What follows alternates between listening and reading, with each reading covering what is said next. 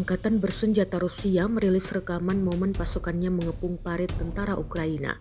Setelah mendekati parit, pasukan Rusia segera melempar bahan peledak hingga menyebabkan ledakan dahsyat.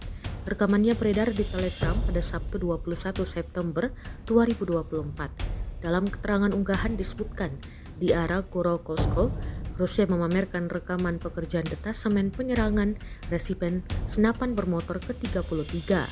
Setelah menemukan posisi pengintai angkatan bersenjata Ukraina, kelompok penyerang Rusia segera melempar bahan peledak yang kuat ke ruang bawah tanah dalam hitungan detik. Ledakan dahsyat tersebut menewaskan tentara Ukraina di dalamnya.